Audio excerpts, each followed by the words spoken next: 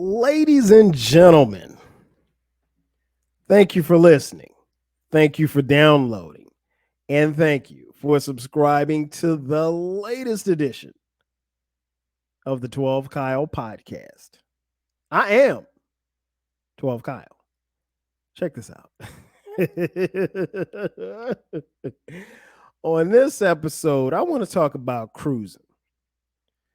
Not the cruising down the street in my 6'4", but cruising as in being on a cruise or a boat.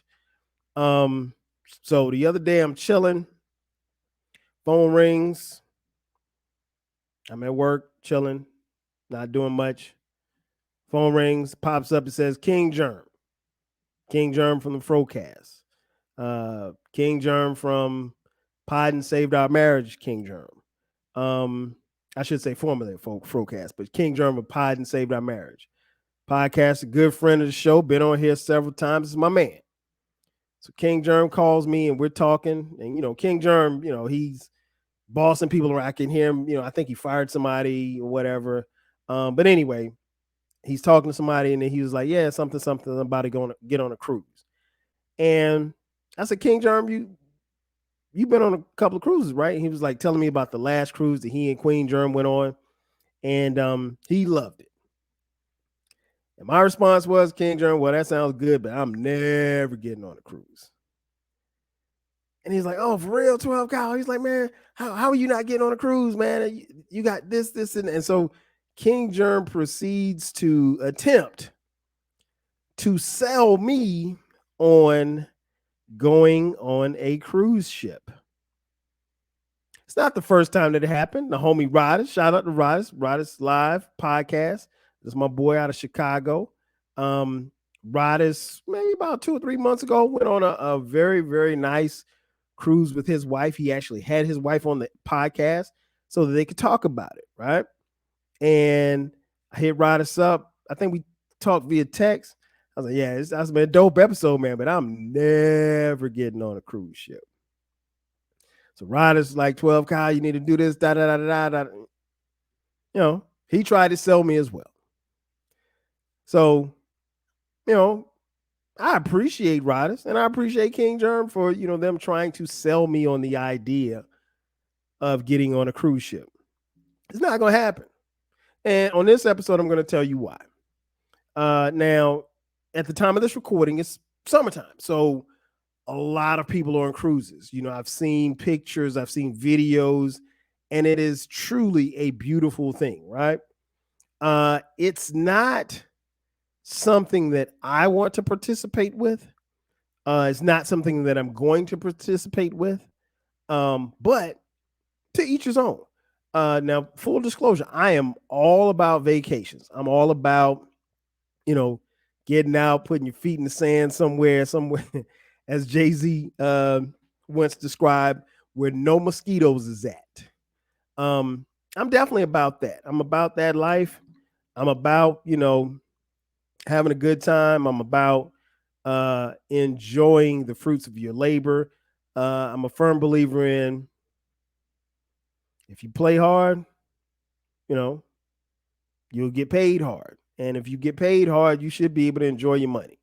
And what's better than enjoying your money on vacation, right? But yeah,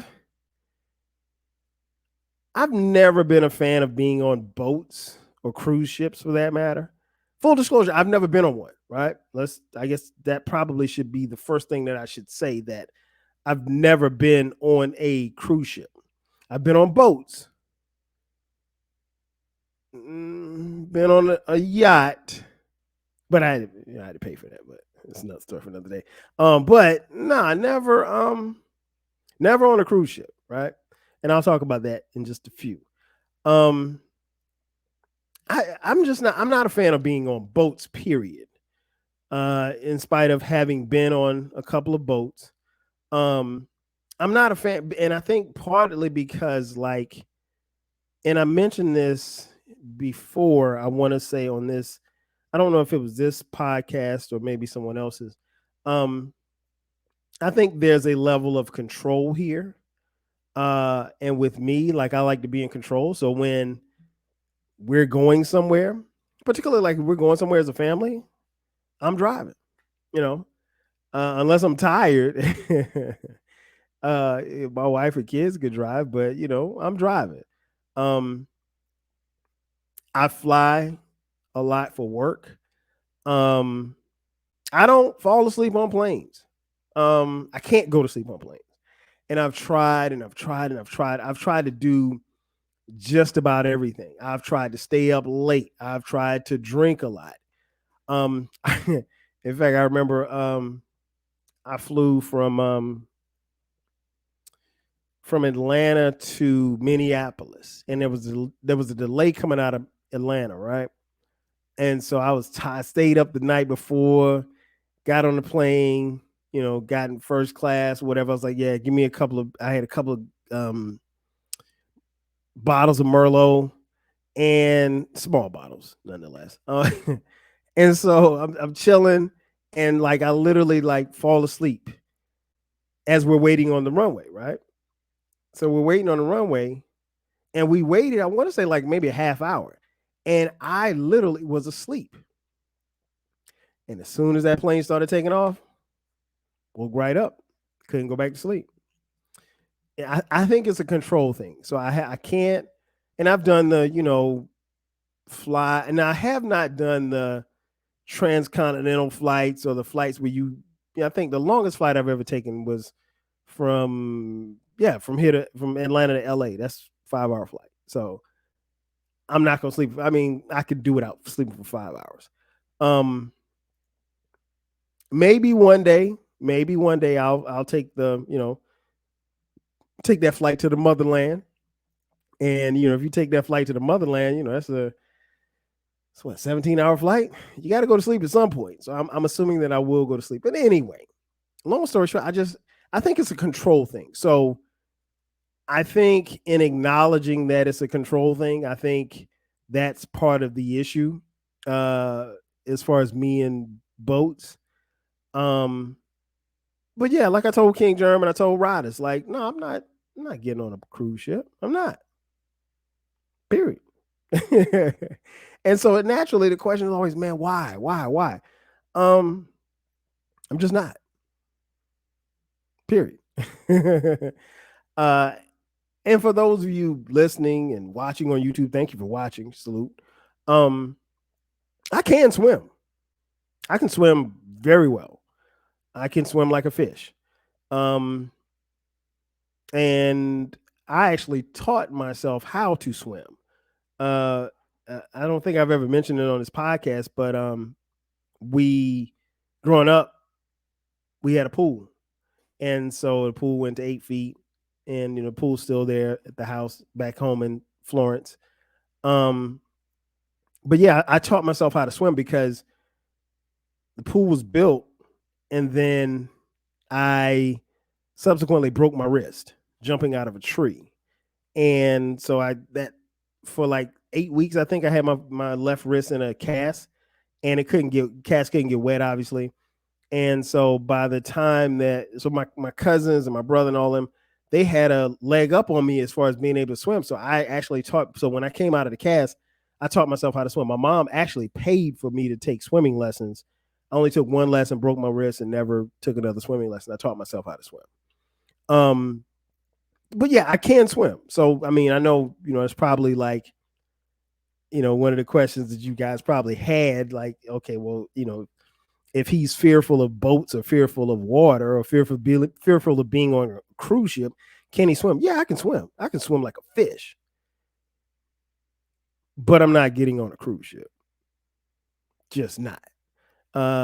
Honestly, I want to be on land. The fact that I can swim covers me in the event I'm ever in water, but I want to be on land. So you can't drown on land, right? So yeah, that's that. Um, and I think, I'm going to point out the obvious. The last time we got on a boat, it didn't end well for us. It did not end well for us. We were enslaved for 400 years. So nah, you ain't get me on no boat. And no, I wasn't around when that happened, but my ancestors were, and I can trace it almost back to the place where we were actually bought and sold. And no, I'm not getting on no boat. Of course, it was different circumstances back then, but no, I'm not. I'm not doing it. I'm not doing it. And here's the thing that's interesting: my family, not just my immediate family, but my aunts, my uncles, my cousins, and their kids and family, our extended family, um, they actually want to do a family cruise. They actually want to do a family cruise. They've wanted to do a family cruise probably for the better part of the last 10, 15 years. And there's only been one holdout. This guy. I'm not doing it. And here's the thing. Here's the thing. I've actually told them, like, yo, do the cruise. We can do the family cruise. I'll meet y'all there. I'll meet y'all there. But as far as me getting on a cruise and traveling from Miami to Puerto Rico, no, I ain't doing that. I'll meet y'all in Puerto Rico. What's up? Yeah, I can do that. Even if it costs me to pay a little bit more to do it, I'll do it. It's no big thing. I mean, like, I'm going to avoid getting on that boat. You're not getting me on that boat. Now, what can happen is the family can do the family cruise, and I can meet y'all wherever the destination is. We kick it, hang out, do all the family stuff. I'll even come on the boat while it's docked, see what you got going on, and then when it's time for y'all to be out, I'll catch y'all back on the mainland. That's what we're gonna do. So no, I'm not going. I've heard horror stories about people being trapped on cruise ships. There was the infamous one a couple of years ago. And even before I get to that one, if you see the cover art to this particular episode, you see that boat is on its side. That is not Photoshop. That is the real deal. That actually happened. Then there was the one where everybody got sick and got salmonella and no, hell no, not doing it. Not gonna be able to do at all. So nah, it's I've heard horror stories. I've heard stories of people, and then there was the boats, the cruise ships that I want to say this happened in the early stages of the pandemic, so it's probably like early 2020, somewhere around there. People got COVID on the boat and they couldn't get off, and people getting sick and throwing up. Nah, man. Then the toilets overflow. Nah, man. Nah. It's too much stuff that can go wrong. Yeah, I mean, stuff can go wrong on land, but guess what? If something goes wrong on land, guess what I can do? I can get in my car and go someplace else. Or I can hop on a plane and go someplace else. There could be a hurricane coming. I can get in my car and go someplace else. Guess what I can't do if I'm on a boat? Go someplace else. For all I know, these great white sharks and orcas, whales, killer whales and stuff, they might just say, hey, man, let's tip that boat over real quick. Can't do it, man. Can't do it. And again, I'm someone who can swim. So if the orca whales do decide to tip over this boat or this cruise ship, guess what? I'm probably going to survive because I can swim. Those of you who can't probably won't. And I mean, I've heard horror stories. So I think, and I expressed that to King Germ when we were on the phone, like, Germ, like, nah, man, that's not, he's like, 12 God, man, it don't work like that. It's nah, Germ, you could talk me to death. It's not going to happen. It hasn't happened to this point. I'm 50 years old at the time of this recording. And it's not going to happen for another 50 years. I can promise you that. Now, unless somebody drugs me and takes me on a ship, different story. But unless that happens, no. 12 Kyle will not be on a cruise ship. And like I said, I've heard horror stories. Even if you talk about boats or yachts, I've done that, but there's a caveat to that. Like, okay, so we did the yacht last year for Shelly Shell's. Shout out to Shell. Shelly Shell's 50th. So we all had to pay a certain amount of money or whatever like that. We got on this yacht and we were in Mexico and we went from Carmen del Playa to some other side of Mexico, whatever. It was probably about a 5-mile ride on the boat. Probably took about 25 minutes, maybe. The cool part about it was where we left from, I could see land, and where we were headed to, I could see land. So, it wasn't that big a deal. But I felt comfortable and pretty relative. And then we were in the Gulf of Mexico. So I mean, it was cool. I will be honest. I have, and I'm ashamed to say this, but I have risked it all twice. And what I mean by that is I have risked life and limb on Lake Lanier.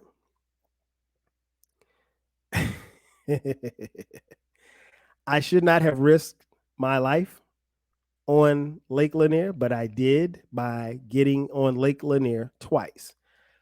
So, for those of you listening who are not familiar with Lake Lanier, let me give you a brief synopsis. Lake Lanier is a huge lake, very beautiful and picturesque blue lake that is located about 45 miles from downtown Atlanta, where I live, right? Lake Lanier has a history. And it's a very troubled history, but a very detailed history. I would encourage you during your time of doing nothing or sitting in traffic, hit the Google machine and type up Lake Lanier. It's legendary for it was a town once that was inhabited by Black people, and the local authorities, government came in, flooded the town with water. Not my microphone around. Flooded the town with this water and killed all these people, right? So, as legend has it, Lake Lanier, the current lake that sits now, is on top of a dead Black community. And so legend has it is that the ancestors every now and then decide to pull some folk down with them, right? And all of this is documented. I mean, like, I'm not making anything up. Again, if you don't believe me, just Google Lake Lanier, right? If you are on social media, particularly if you're on Twitter, and you ever see the two words trending on Twitter, Lake Lanier, understand that somebody died. You don't have to look it up. Just understand that somebody drowned. And unfortunately, because I live here in Georgia, Metro Atlanta, somebody dies at Lake Lanier. I don't want to say weekly, at least once a month.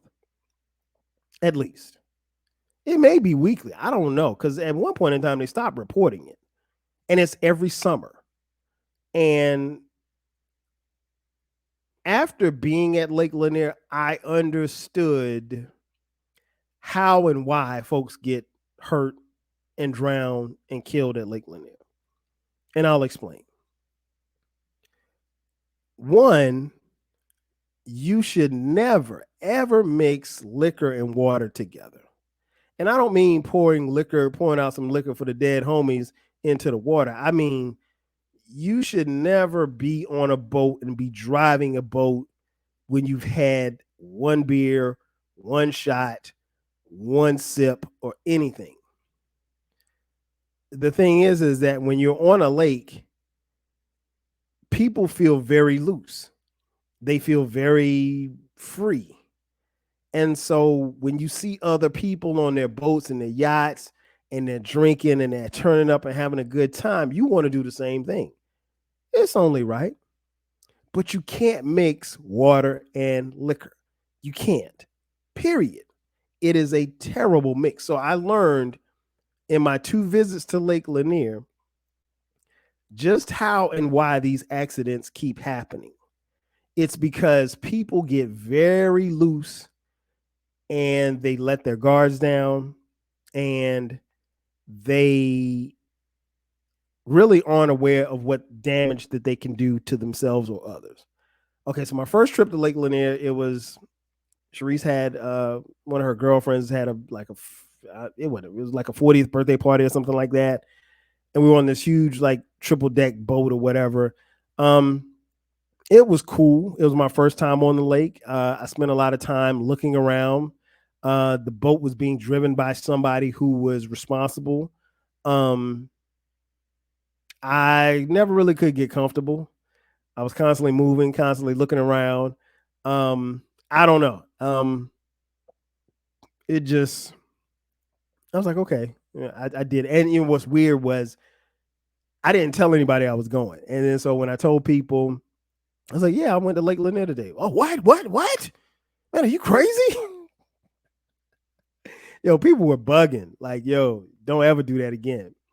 And so we did it again. This was during the pandemic. This was like 2020. Um, couples joints. I can't remember how it was broached to me, but Sharice was like, look, you know, her friends had some friends and they're all getting on this boat and we're all gonna go, just ride on Lake Lanier, so forth and so on, just kick it. And I'm like, okay, cool. I said, okay, cool. Not really thinking, all the way through, but I probably should have thought it all the way through, but I didn't think it all the way through. And so a week prior to us going, I get this email, and this email says, hey, you have to watch this video. You have to do this, and that if you're going to operate this boat on Lake Lanier. And so you have to, in essence, virtually apply for a license for a day. And what the license does is you take this course, and it was all virtual. Take this course. Once you pass, they ask you a bunch of questions. You take a test. Once you pass the test, you will get an official license for the day. So you are legally capable and have permission to operate a motor vehicle, a boating vehicle on the water for that particular day. And it's only for that day, right? And so I got the email because like all of the men who were coming were going to participate as far as like driving the boat. And so I'm like, and it's a nice size boat. We ain't in no little joint, it's a nice size boat. But, one thing I learned very quickly is like operating a boat is more than just guiding. I mean, like you have to, there's no stop signs. There's no right of way. There's no yield sign. So when you're coming this way and you got to turn right, you start turning right way before you get to the part where you need to turn right. And it's a thing of letting people go past you. Sometimes you got to let people come past you. I mean, like it is a thing.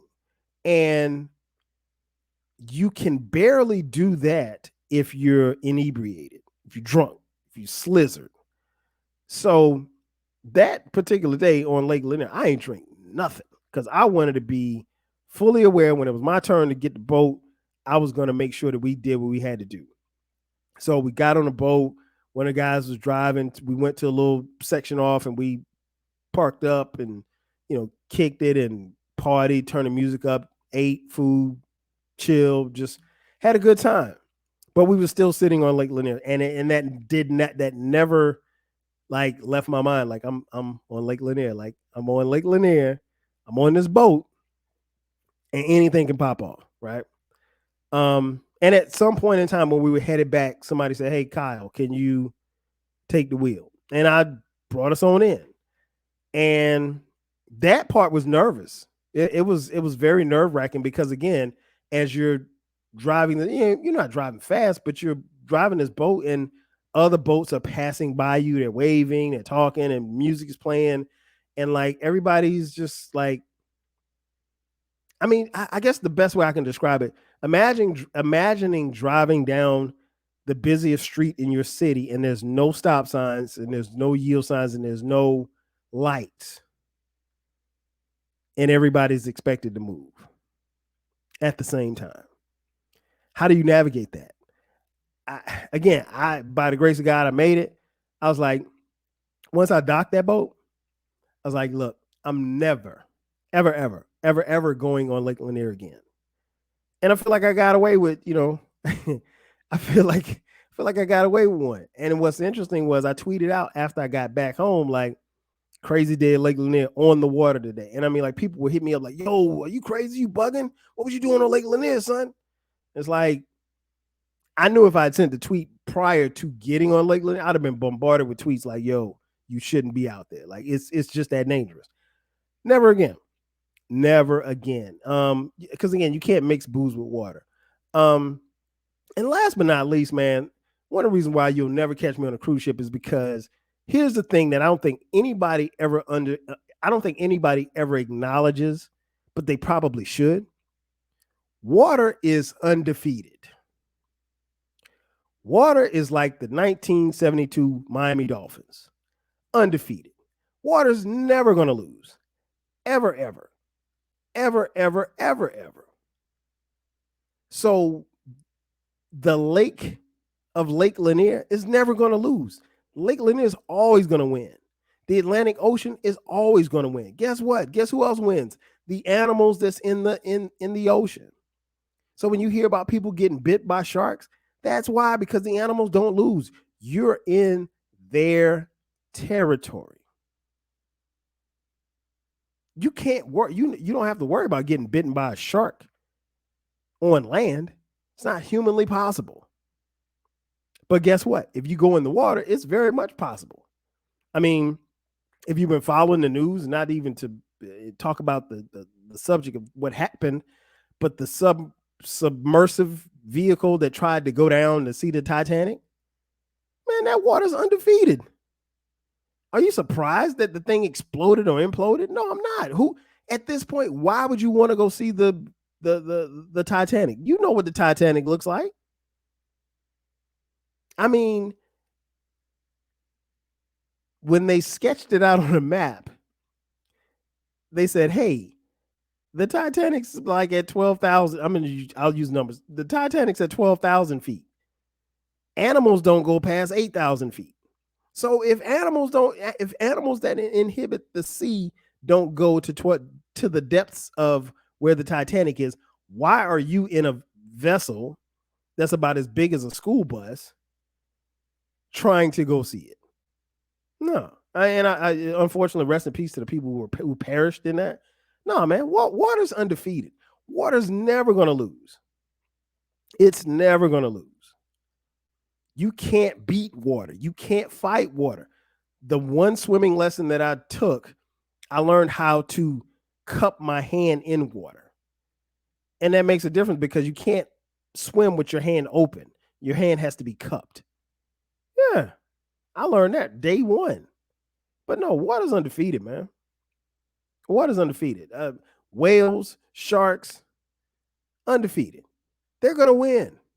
So, yeah, you go out there with your little boat, they'll tip that thing over. Nah, man.